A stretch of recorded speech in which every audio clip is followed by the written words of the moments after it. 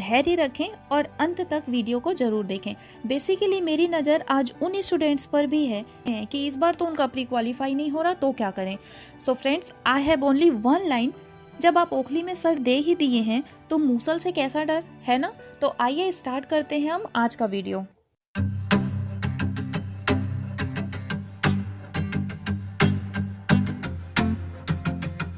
प्रश्न किन किन भाग या विषय से दिए जाएंगे। तो भाग 1 और भाग 3 में दिख रहे विषय से ही आपको 175 शब्द के दो प्रश्न दिए जाएंगे, जिसमें एक का चयन आपको करना है। इसके लिए 15 अंक निर्धारित हैं। बीच वाले भाग से जो दिख रहे आपको विषय हैं, यहाँ से आपको दो प्रश्न दिए जाएंगे, जिसका उत्तर आपको 125 शब्द में लिखना है, जिसके लिए 10 अंक निर्धारित हैं। ये तो हो गई सिलेबस की बात। अब हम CGPSC मेंस में मार्क्स कैसे गेन करें, इस पर बात करते हैं। CGPSC मेंस के इस वर्तमान पैटर्न में अब सफलता के लिए जो सबसे बड़ी स्किल चाहिए वो है अच्छा उत्तर लिखने की स्किल। इसमें सबसे महत्वपूर्ण है आपका प्रस्तुतिकरण। परीक्षक आपको नहीं जानता और ना ही जानने की रुचि रखता है। आपकी उत्तर पुस्तिका ही आपका विजिटिंग कार्ड होगी। तो संपूर्ण चयन प्रक्रिया में आपके लिए मेंस ही मेन है। तो फिर क्या करें। पेपर 1 से पेपर 7 तक हमने सिलेबस का तो डिस्कशन कर लिया। अब आपको लग रहा होगा कि ये तो बहुत सारा सिलेबस है और समय कम है, तो अब क्या करें। तो आइए इसे हम कुछ ऐसे समझते हैं।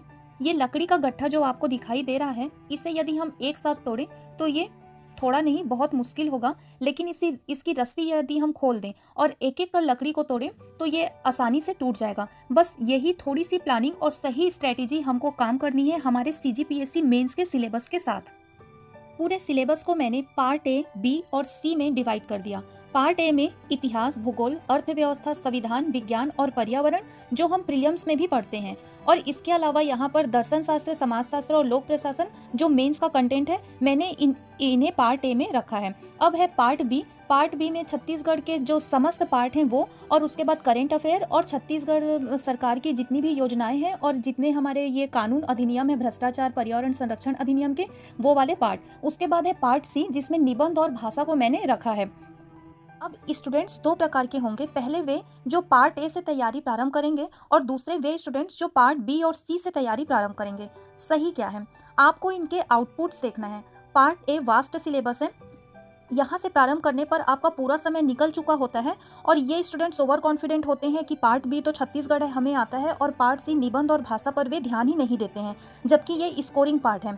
तो अब हम उल्टा कर दें और प्रारंभ करते हैं पार्ट और B से तैयारी स्टार्ट करते हैं और फिर हम पार्ट A की ओर जाते हैं। तो पार्ट B और C आपका स्कोरिंग है और आप इसे कम समय में तैयार भी कर सकते हैं। और उसके बाद पार्ट A का इतिहास से पर्यावरण तक तो आपने प्रीलिम्स में पढ़ ही रखा है, और उसके बाद फिर आप समाजशास्त्र, दर्शन शास्त्र और लोक प्रशासन में जाएं। इस प्रकार आपको अपने आउटपुट्स देखना है कि आप कम करके ज़्यादा पा रहे हैं या ज़्यादा करके आप कम पा रहे हैं।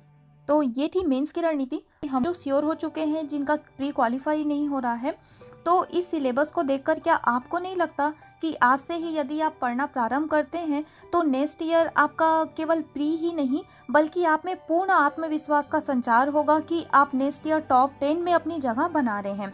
तो आज के वीडियो में इतना ही। कमेंट के माध्यम से आप अपनी प्रतिक्रिया मुझे ज़रूर दें। वीडियो को लाइक और सब्सक्राइब करना ना भूलें।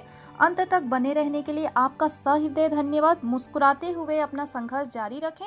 Thank you very much.